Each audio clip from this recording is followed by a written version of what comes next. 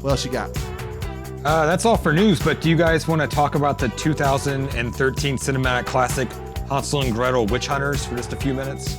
So, what we did was, in order to prep ourselves for the upcoming release of the Gretel like and we Hansel, needed to. The what? Prep like we really needed to do this. Like man, I'm getting myself amped up. It looks a little scary, dude. That movie, you know it looks better than I thought it would when I watched that trailer. So I do want to see, like, I have a habit of going to see horror movies that I know I'm not going to really care about. Yeah. Like, because I don't know if it's just cynicism in my old age or whatever, but horror movies usually leave me wanting, right? Like, I can't remember the last horror movie I watched that I was like, damn, that was awesome. Have you seen Midsommar yet? I haven't seen that one yet. Yeah. I watched the first one that dude did, right? Hereditary. Hereditary. I wasn't super enthused by that one. Yeah. It was okay-ish, but I wasn't just super taken I heard by it was good. And I think the general consensus was that it was good. My brother, who was just like, you know, he sees horror movies. He's like, he loves horror movies. They don't ever seem to faze him. Yeah. He was just like The Road. The Road's not a horror movie, but it kind of is. That is a true horror movie. Yeah, it is. It's so fucking dark that, like, I had to watch it in 2 sittings, man. Yeah. I was like, I've had enough of this bleak ass shit. I got to take a break. My brother was like, he watched The Road. He was like, I loved it. I want to watch it again right after that. I was like, okay. Anyway, he went and saw Midsommar by himself at the Alamo, and he was like, dude, that movie is fucking intense, man. Really? Yeah. I was like, really? He's like, yeah. The guy next to me, he burst out in a fucking nosebleed midway through the movie. Burst out in, well, you know, okay, so He was like, it's so intense. Some people the are guy just, was just like, some people are just weak spirits, man. That's all I can say about that. I was like, holy shit, the guy had a nosebleed? Like, I've read about people puking reading Chuck Palahniuk's books or whatever, you know. Anyway. I had a guy next to me during the Lords of Chaos screening at Fantastic Fest. There was so much stabbing in the scene. When the movie ended, we realized he passed out. Oh my God. Yeah. We were freaking out, but then all of a sudden he woke up. We're like, okay. Oh boy. Yeah, some people are just weak spirited that way. But I mean, I will take his, you know, if he says that, then He didn't say it was scary. Yeah, just said it was intense. Said it was intense. Okay, fair enough. It's tough to watch. Like, it really, you know. It's on my list. I'll have to knock that one out. But as far as theatrical releases go, I'm actually gonna make an effort to go see Gretel and Hansel. Yeah. I think I have something of a weird affinity for the Hansel and Gretel story in and of itself, just because when I was a kid, one of the first really cool things, I guess it must have been like an opera or some kind of weird performance. I was living in Japan at the time, and we went to this Japanese opera house, and they did this fucking amazing production of Hansel and Gretel that had just all this really cool stage work and like mechanics and whatnot. It was one of the first theater, like, actual performance theater experiences I've had, and I've always been like, man, that's awesome. And I've gone to the theater a few times, you know, in my adult life whenever I could afford to, and whenever something piqued my interest, and nothing has ever, you know, hit me quite that way.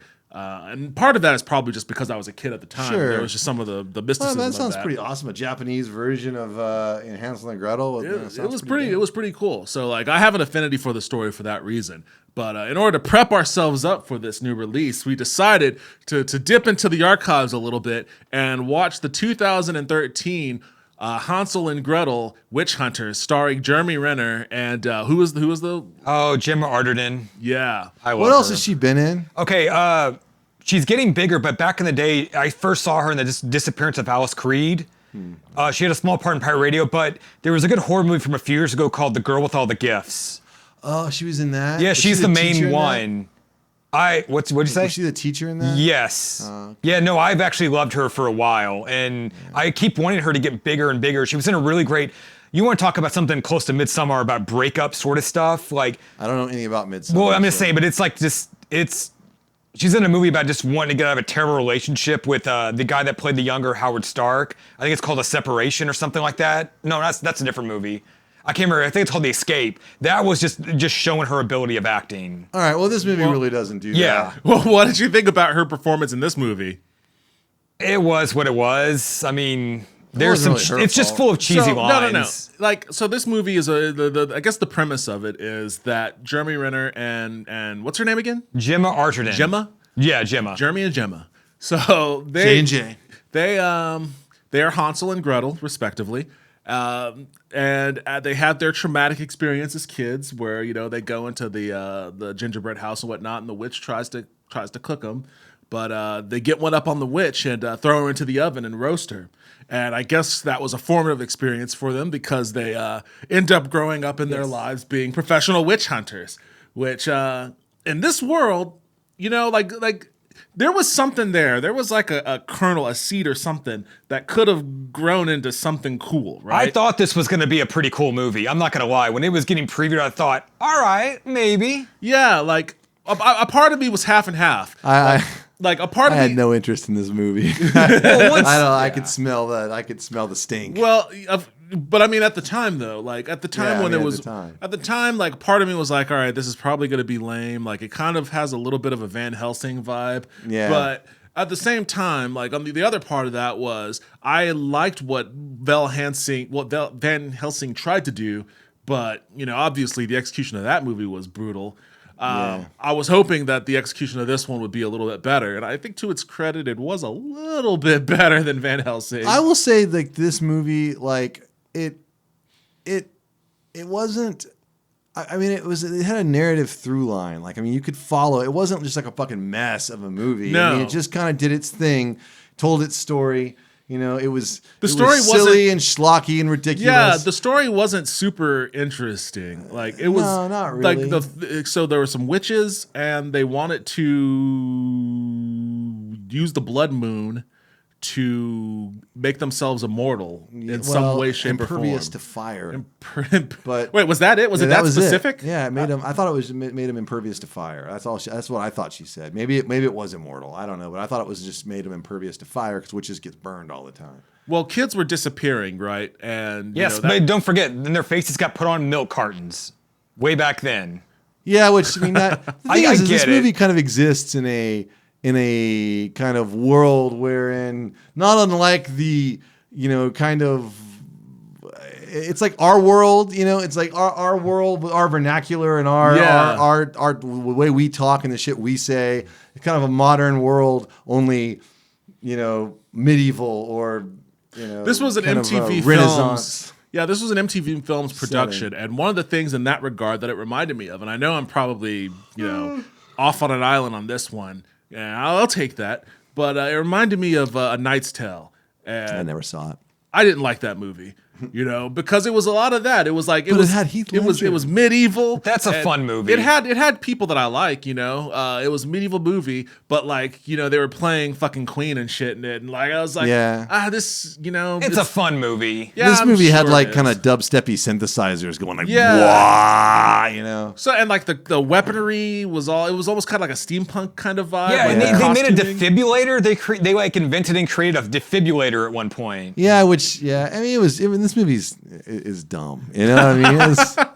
There's no other way. But the thing is it kind of knows it's dumb, especially at the end. It almost reminds me, this is a better movie, but it starts to traffic almost in the same waters. By the end, it almost reminds me of that scene in From Dusk Till Dawn, the original one, where he's like, "Now let's go kill some fucking vampires." You know what I mean? Yeah, he's got the jackhammer with the Yeah. stick, and they're just going through wrecking everybody. It was very The similar. end was to a that. lot like that. You know what I yeah. mean? And it Honestly, was, honestly, so when I watched this movie, I was really kind of in and out of it. Like I wasn't I just watched it. Yeah, I was just like kind of like there were some things that I was picking up on. I was like, okay, well, he's banging that girl now. It's like Jeremy Renner bangs a witch, I guess. Yeah, right? I mean, they said you kind of knew that was coming by the time you get there. Yeah, but I mean, if you're paying attention, well, it doesn't make. There's a couple way. of points that don't make sense. I mean, it's like he had the witch, the evil witch, like tells them that their mom was actually a good witch. Yeah. And then literally in the So very at that next scene, point- he wakes up and his girlfriend, who's also a good witch, has healed him. And he's like, "You're a witch." She's like, "But there's good witches." And he's like, "Stay away from me." It's like, you just found out your fucking mom was a good witch. That's scene before this. Yeah. You think he'd be a little more a little open-minded. bit sympathetic, right? But I mean, who knows? I'm sure it was a editing nightmare. I mean, That actually confused me a little bit when I first, because so the mom was a witch, right? And I was like, wait a second. So the main bad guy was like, I guess the bad witch Was she the witch from the ginger? Because the scene, No, the they movie killed ends her. at the gingerbread house. So was she the witch from the gingerbread house, or was it just No, they happenstance? killed her. What? I mean, no, they killed the one from That's like what the I fair. thought. It was happenstance. There's just a lot of witches Yeah. in this area. There's just a lot You know, of don't forget they killed her, and young Gretel said, "Is it hot enough for you, bitch?"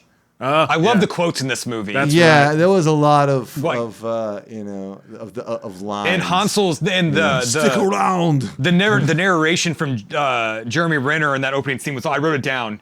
It says, "If you're gonna kill a witch, set her ass on fire." Yeah. Yeah. I I have a few more don't we'll know. get to. Well, This movie is not remotely taking itself seriously, No, so no. I can't really slide it for being a schlocky. I'll give it that. Wow. Like, it knows what it wants to be, and it is unapologetically it. Right? Yeah. Like, it's all about campiness. Like, some of the action moments, it's funny because like they posit these two characters as being badass witch hunters. And man, but they get their ass kicked They get their most of the asses time. kicked the entire time. Yeah. So it's like, man, are these guys good at their job? But they have Or- fanboys. They have a fanboy. they have a fanboy that follows him around, but he's more deadly than the Yeah, witch he hunter. actually shoots her at the he end. shot. Yeah, he only needed Yeah. one bullet.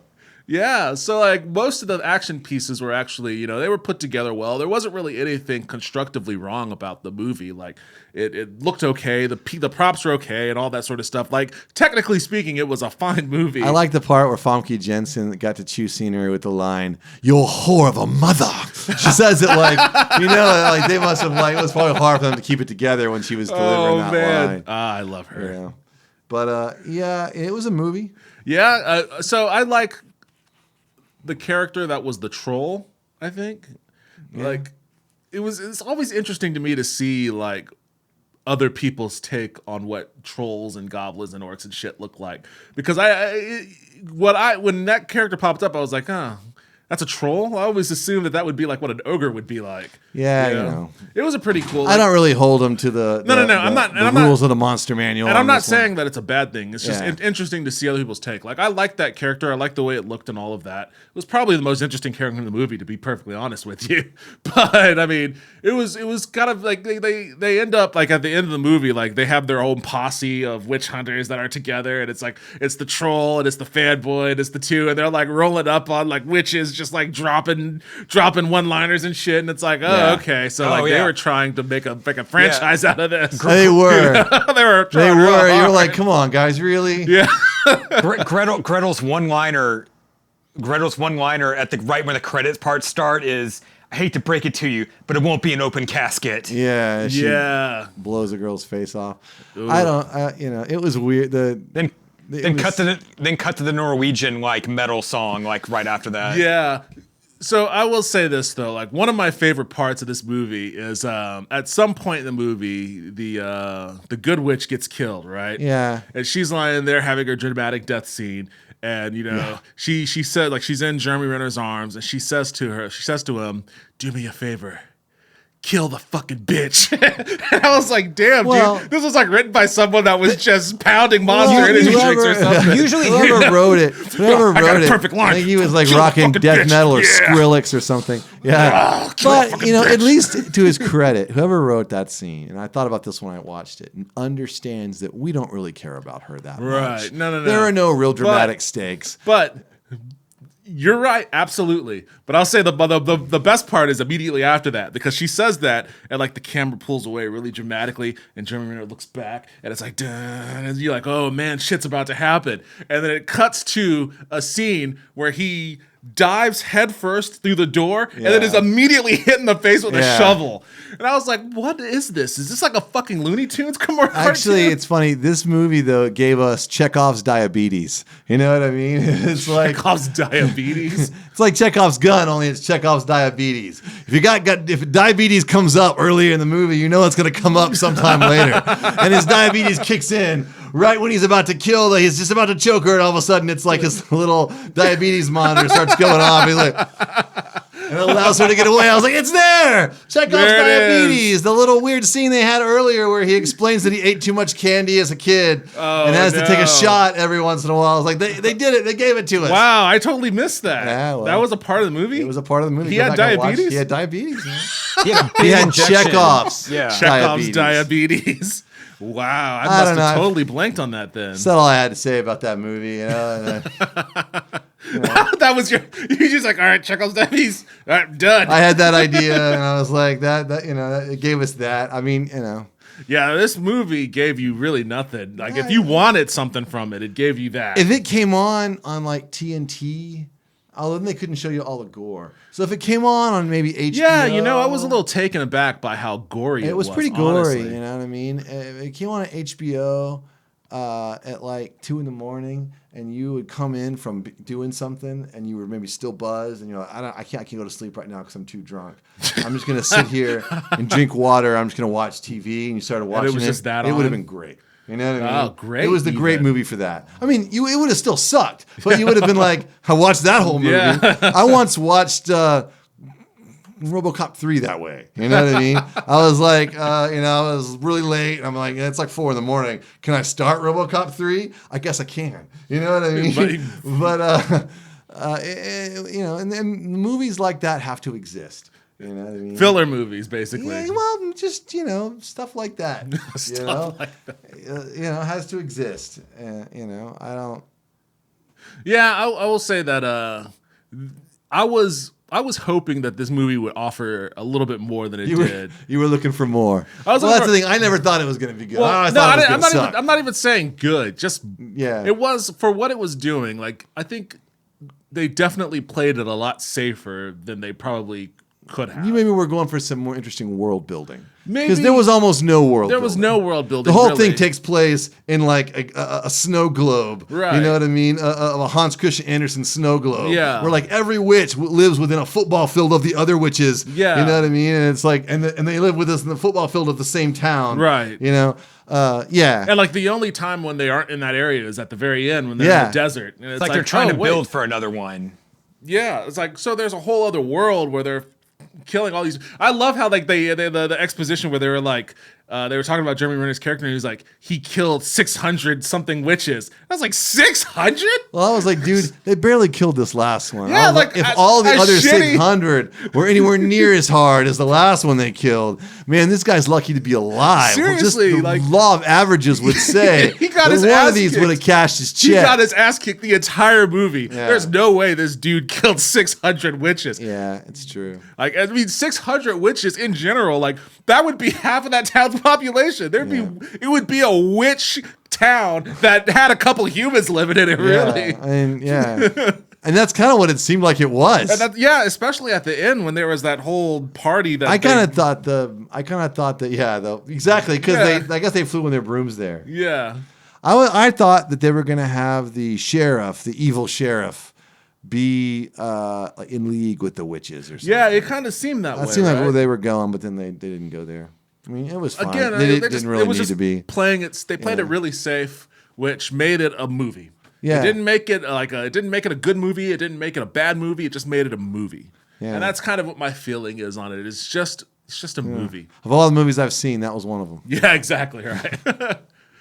Kelly, any thoughts on it? Yeah, no more thoughts, but here's one thing I was looking at. I mean, I assumed when this came out, it felt like a flop, right? Did you get that feeling too, like money-wise, it was a flop? I think Yeah. it made money. Didn't Okay, it? no, here's the thing. Here's it is. $50 million budget. In the US, it only made 55. You're thinking, okay, definitely, right? It made 170 international alone. So this thing grossed. It grossed. Wait, It grossed 225 million worldwide. So that's like, it's crazy. Like here, we just think it was They a didn't make flop. another one. Damn. How So did like, they wait, not make another one? where did most of that come from? though? Here, this is separated. I can't. I'm Eastern trying to European. find the big Eastern number. Europe. It seemed like it's really like, I mean, Brazil was 22, Mexico was 13. I'm trying to see if like and you know what's They funny? made $22 million in Brazil. You know what's funny? They It only was made like, 55 in America.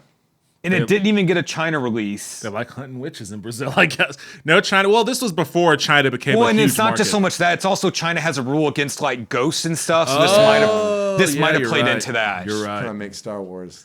Yeah, all those Force ghosts. Yeah, floating it's a around. wonder why it's not huge in Star. But yeah, nowhere took more than like 20 around that. But it just seems like it was spread out a lot around everywhere else. Interesting. Well, You make a Good for movie, them. hey man, it did what it's. That's a big success. it's a big success. They took $50 million yeah, they in tried like to 3 weeks. 3 weeks. Well, they probably shot for 3 weeks. Yeah, I know what you're saying. You know what I mean? And they turned it into $175 million. Yeah. Score, man. That's more power to them. That's I not guess. nothing. It is kind of surprising that there isn't a sequel. I can't believe it. Yeah, wow. Maybe there's one boiling under the surface. Because they can make one for $30 million. Oh yeah, they can make. You know one. what I mean? And it would still make money. If that made that, they could release it. Witch Hunter. To people that watched it last time, they would go see it. And it's like, you know, I guarantee the probably reason they won't do it is Jeremy Renner won't do it. Yeah, that's really probably what it is. You know, like they want because unless they just like recast everybody. They could do if a they reboot do or that, it something, won't get the but wide probably release. won't get the wide you know what I release. mean? So- Yeah, it would have to be a sequel Yeah. with Jeremy Renner in it. Since all the Avengers shit, he ain't doing Witch Hunters anymore. Or at least not for that kind of money. Yeah. You know, yeah, maybe he'll do it, but I mean, you know, his app didn't do too well. The Jeremy Renner app, you know, kind of Yeah, went he had an app? south side. There was a Jeremy Renner app. Oh. Absolutely.